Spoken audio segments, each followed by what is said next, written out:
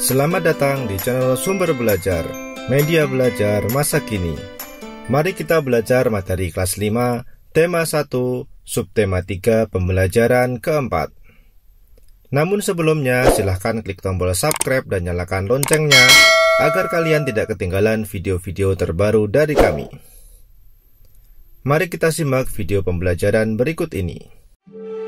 Kapal pinisi, kapal penjelajah dunia. Kapal pinisi adalah sebuah kapal layar kebanggaan masyarakat Sulawesi Selatan. Bahkan juga menjadi kapal kebanggaan bangsa Indonesia. Ketangguhan dan ketenaran kapal ini telah terdengar di seluruh penjuru dunia. Sudah sejak sekitar abad 14, kapal pinisi berlayar dan menjelajah samudera di seluruh dunia. Konon, pinisi ini diambil dari nama seseorang yang bernama Pinisi. Suatu ketika dia berlayar melewati pesisir pantai Bira. Dia melihat rentetan kapal di laut.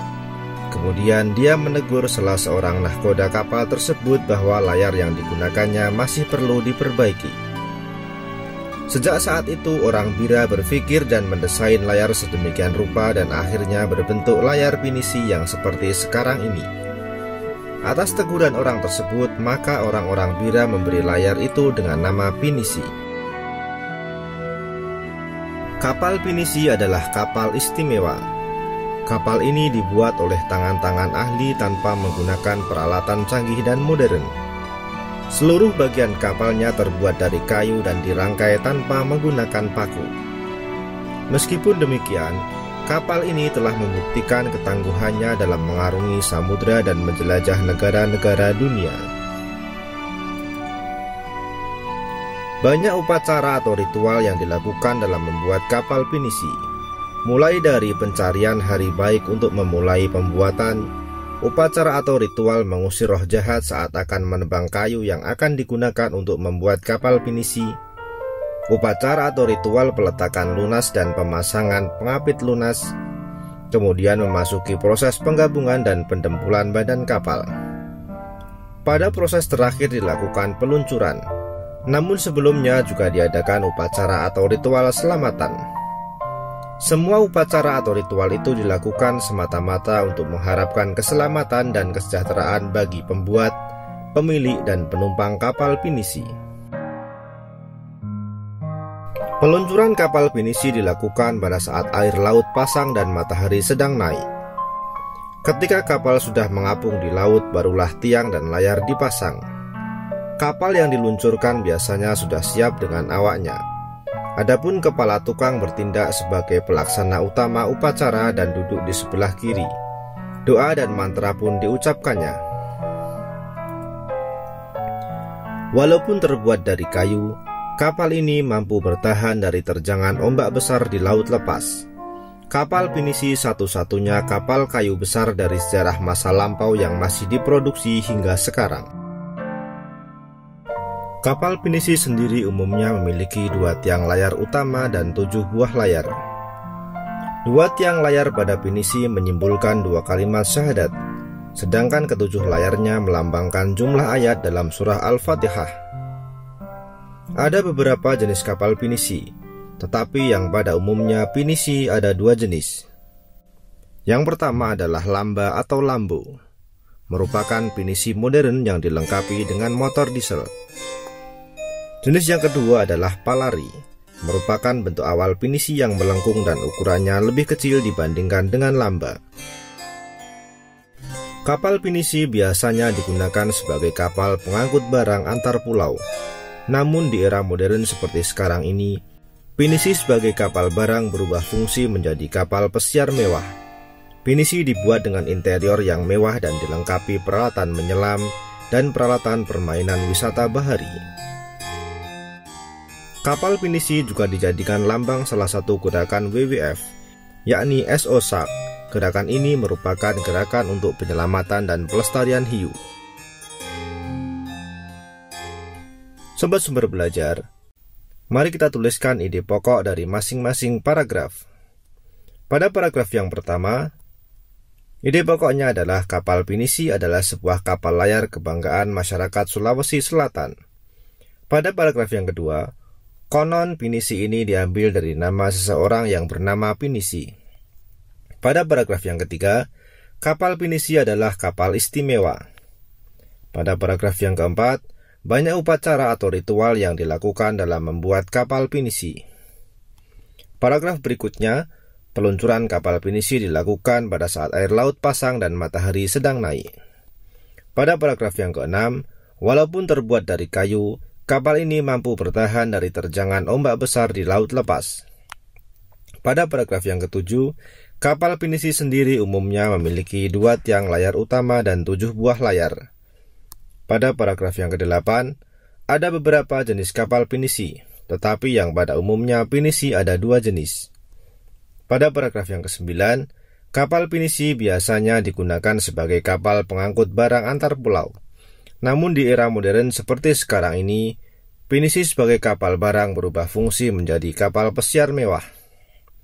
Pada paragraf yang ke-10, kapal pinisi juga dijadikan lambang salah satu gerakan WWF, yakni SO Shark. Sobat Sumber Belajar, kondisi geografis berupa kepulauan yang terdiri atas lebih dari 13.000 dan tersebar dari Sabang sampai Merauke mengakibatkan beragamnya budaya bangsa Indonesia. Masing-masing daerah atau pulau memiliki budayanya masing-masing yang berbeda dengan daerah atau pulau yang lain. Masyarakat Indonesia terdiri atas ratusan suku bangsa yang tersebar di lebih dari 13.000 pulau. Setiap suku memiliki karakteristiknya masing-masing, salah satunya budaya. Budaya antara suku bangsa satu dengan yang lain juga berbeda-beda, seperti bahasa, adat istiadat, tradisi, sistem kepercayaan, dan sebagainya. Sobat Sumber Belajar, ciri keragaman budaya lokal Indonesia antara lain sebagai berikut. Yang pertama, keragaman suku bangsa. Nenek moyang bangsa Indonesia berasal dari Yunan, Cina Selatan. Mereka berimigrasi kemudian bercampur dengan penduduk indigenus dan Indo-Aryan dari Asia Selatan. Kemudian terus berkembang hingga membentuk suku-suku bangsa. Suku-suku bangsa di Indonesia diklasifikasikan menjadi 19 suku bangsa Indo. Ciri yang kedua adalah keragaman bahasa. Indonesia masuk ke dalam rumpun bahasa Austronesia atau Australia Asia.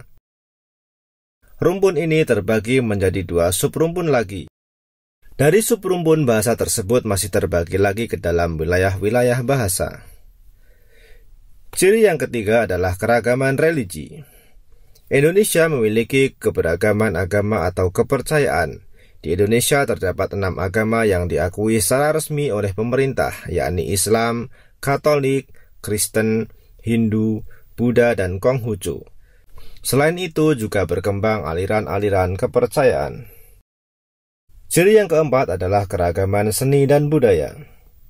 Suku bangsa yang beragam di Indonesia tentu menghasilkan kebudayaan yang beragam pula. Salah satu wujudnya adalah kesenian, baik seni sastra, seni tari, seni musik, seni drama atau pertunjukan, seni rupa, dan sebagainya. Sobat Sumber Belajar, selanjutnya amatilah gambar-gambar berikut. Berilah tanda centang pada gambar yang menunjukkan budaya asli Indonesia dan tanda silang pada gambar yang menunjukkan budaya hasil dari pencampuran atau peleburan dengan budaya dari luar negeri. Kita lihat gambar yang pertama, gambar yang sedang bermain musik keroncong. Ini adalah budaya asli Indonesia. Kemudian gambar yang kedua, ini adalah gambar reog Ponorogo asli dari Indonesia. Kemudian yang ketiga adalah gambar tari kecak dari Bali. Ini adalah asli Indonesia. Dan yang keempat adalah barongsai, hasil pencampuran atau peleburan dengan budaya dari luar negeri. Sobat Sumber Belajar, berikut ini adalah sebuah peta jalur penerbangan antar pulau di Indonesia. Sekarang sebutkan bandara-bandara dan lapangan udara di tiap-tiap provinsi di Indonesia. Yang pertama ada dari Provinsi Aceh adalah Bandara Sultan Iskandar Muda. Kemudian dari Sumatera Utara, Bandara Kuala Namu. Yang ketiga, dari Riau adalah Bandara Sultan Syarif Qasim II. Dari Kepulauan Riau ada Bandara Raja Haji Fisabilillah. Sumatera Barat, Bandara Minangkabau. Provinsi Jambi, Bandara Sultan Toha. Provinsi Sumatera Selatan, Bandara Sultan Mahmud Badarudin II. Provinsi Bangka Belitung, Bandara Depati Amir. Provinsi Lampung, Bandara Raden Inten II. Provinsi Banten ada Bandara Soekarno-Hatta. Provinsi DKI Jakarta, Bandara Halim Perdana Kusuma. Di Jawa Barat ada Bandara Husein Sastranegara. Sedangkan di Jawa Tengah ada Jenderal Ahmad Yani. Berikutnya di Yogyakarta ada Bandara Adi Sucipto. Di Jawa Timur ada Bandara Juanda. Di Bali ada Bandara Ngurah Rai. Di NTT atau Nusa Tenggara Timur ada Bandara El Tari. Kalimantan Utara, Bandara Juwata.